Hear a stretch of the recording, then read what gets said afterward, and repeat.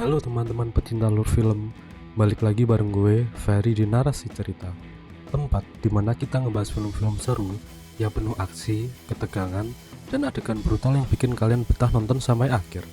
Di video kali ini, kita bakal ngebahas film action yang bernama Accident Man.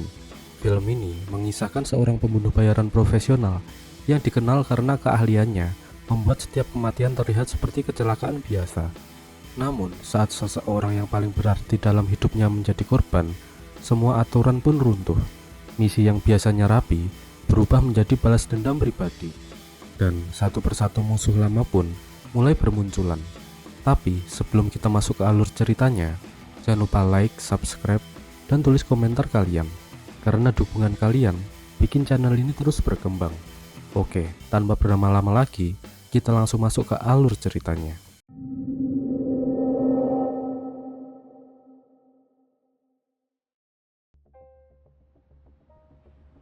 Film dibuka dengan memperlihatkan kepada seorang pria yang akan pulang setelah bekerja seharian. Yang setelah sampai di dalam rumah, pria itu pun bergegas mengambil jam tangan yang ada di atas lemari. Namun, tiba-tiba, sebuah tali langsung mengikat ke arah leher pria tersebut dan membuat seolah-olah akan bunuh diri. Yang secara bersamaan, seorang pria bernama Mike datang yang merupakan seorang pembunuh bayaran sekaligus pekerja profesional. Sehingga Mike langsung membunuh pria tersebut. Setelah pekerjaannya selesai, Mike kemudian akan pergi ke sebuah bar, dan saat dia masuk ke dalam bar tersebut, Mike melihat seorang perempuan yang akan digerebek oleh para preman. Sehingga Mike yang melihat hal itu pun memutuskan untuk tarung saat itu juga.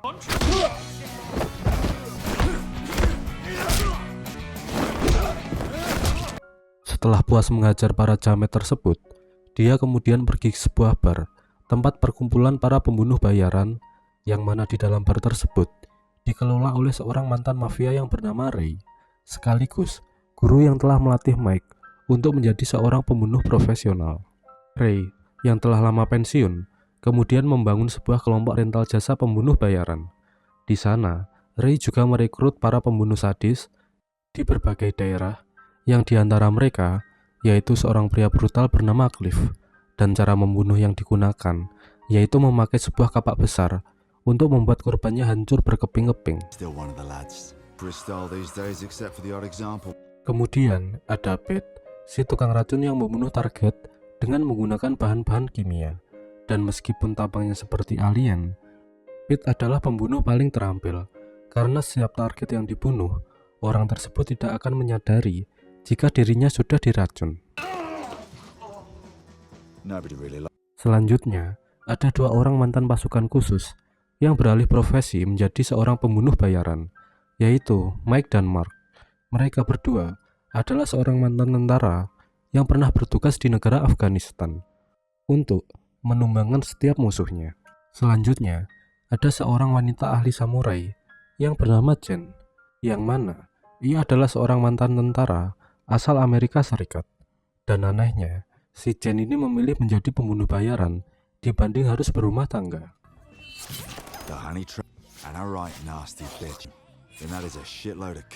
Berikutnya, ada seorang bapak-bapak gendut yang bernama Fred, yang menggunakan metode membunuh dengan alat-alat hasil modifikasinya sendiri, yang contohnya mengubah microwave menjadi bom atau memakai gas beracun untuk membunuh korbannya.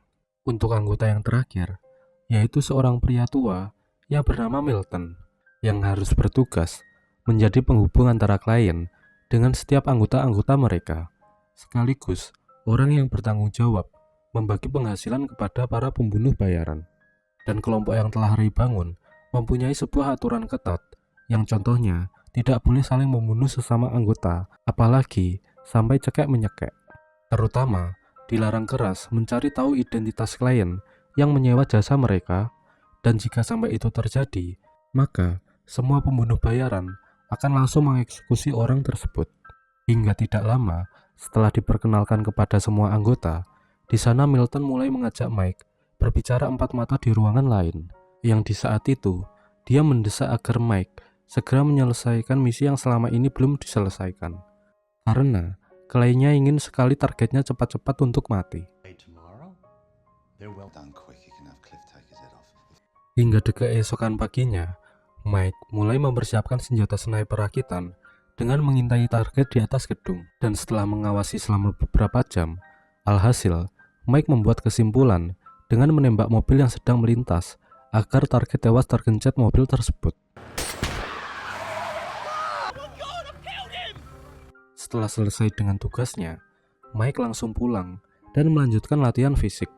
Namun, tiba-tiba muncul sebuah pesan dari Milton yang mengatakan jika ia tidak bisa mengantarkan uang bayarannya secara langsung. Dan si Milton memerintahkan Mike untuk mengambil uang tersebut sendirian. Karena selain membayar Mike, dia juga akan memberikan pekerjaan selanjutnya. Tepat di malam harinya, setelah mendapatkan informasi tentang target selanjutnya, ternyata dia diperintahkan untuk membunuh sekelompok band metal yang mengadakan acara di sebuah angkringan. Dan Mike sengaja merusak listrik di tempat tersebut agar para pemain tewas karena merasakan getaran cinta.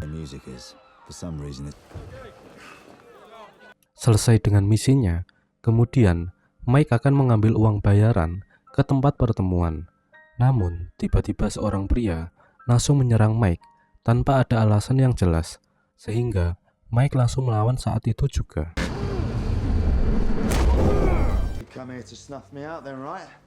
Saat dalam pertarungan, Mike tidak merasakan perlawanan dari pria tersebut, yang karena dia tak mau memberitahu siapa yang telah memerintahkannya.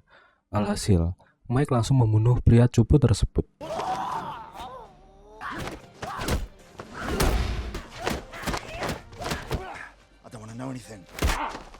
Di malam harinya, saat Mike beristirahat, ia malah harus terbangun karena mendapatkan pesan dari seorang perempuan yang bernama Sarah, yang di dalam pesan tersebut, Sarah memberikan kabar tentang Beth, mantan kekasih Mike, yang ditemukan tewas di dalam rumahnya sendiri. Sehingga, Mike yang telah mendengar kabar tersebut langsung terkejut, karena Beth merupakan perempuan yang sangat ia cintai. Di keesokan harinya, Mike mulai menghadiri acara pemakaman untuk memberikan penghormatan terakhir kepada sang mantan tercinta. Dan setelah pemakaman selesai, Sarah bercerita jika penyebab kematian Beth adalah karena dirampok oleh para pecandu narkoba di dalam rumahnya sendiri. Dan yang paling parah adalah Beth meninggal dalam keadaan hamil duluan, hasil mantap-mantap bersama Mike sebelum mereka putus. Sehingga Mike yang mendengar fakta tersebut berjanji akan menemukan si pelaku untuk membalaskan dendamnya. Sepulang dari pemakaman, Mike melihat siaran televisi bahwa si pelaku dari kasus pembunuhan Beth ditemukan tewas karena overdosis setelah makan sabun cuci piring. Namun, sebagai pembunuh profesional, Mike curiga ada yang janggal dari kasus tersebut. Sehingga, di saat itu, Mike akan pergi ke tempat di mana Beth tinggal untuk menyelidiki siapa pelaku sebenarnya. Tepat ketika berada di lokasi kejadian, di situ Mike membayangkan setiap kemungkinan yang dilakukan pelaku saat membunuh Beth. Sampai akhirnya, ia mulai menyimpulkan bahwa pelaku di balik pembunuhan ini bukan para pecandu narkoba, melainkan pembunuh bayaran profesional yang ahli dalam memanipulasi lokasi tersebut. Maka dari itu, Mike berpikir jika orang yang sangat ahli dalam memanipulasi pembunuhan tidak lain adalah Mick dan Mike, si mantan pasukan militer yang sengaja menumbalkan para pecandu narkoba agar misi tersebut sulit untuk dipecahkan. Setelah yakin dengan kesimpulan itu, Mike memutuskan untuk pergi bertemu dengan mereka berdua untuk menanyakan langsung tentang kasus tersebut. Pada awalnya, Mike mengelak jika di antara mereka tidak pernah melakukan hal kejutan tersebut. Namun, Mike langsung berkata jika pembunuhan Beth itu benar dilakukan oleh mereka berdua. Sehingga Mike yang mendengar mantan kekasihnya telah dibunuh pun memutuskan untuk bertarung saat itu juga.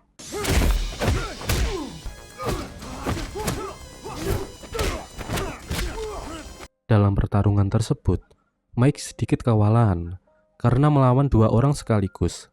Namun, meskipun dia menerima beberapa pukulan, akhirnya Mike berhasil membuat pasukan itu kena mental.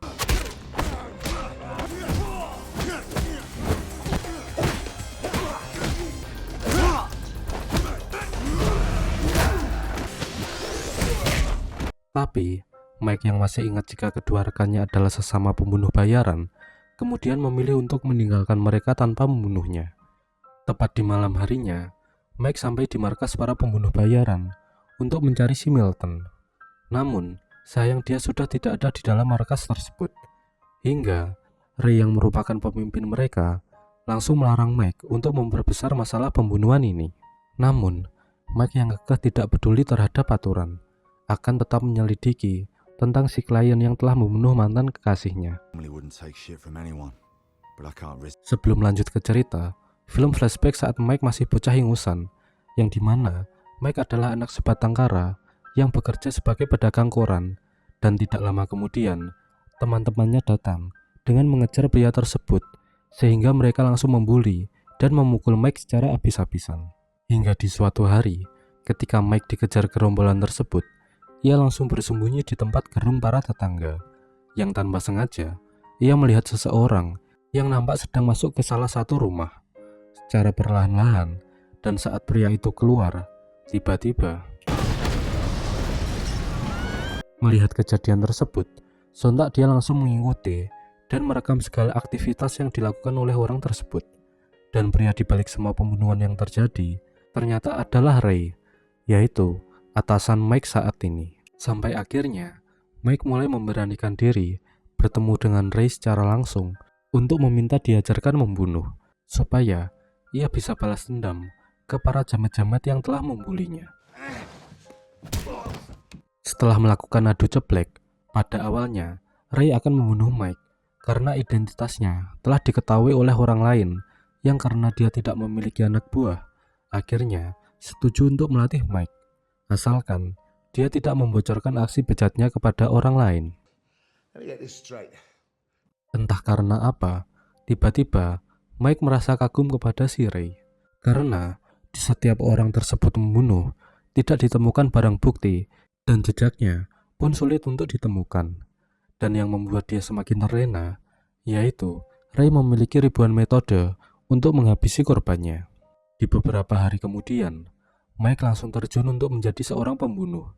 Dan target yang paling utama adalah seorang pria yang bernama Romeo. Karena orang tersebut merupakan ketua dari kelompok yang sempat membulinya kemarin.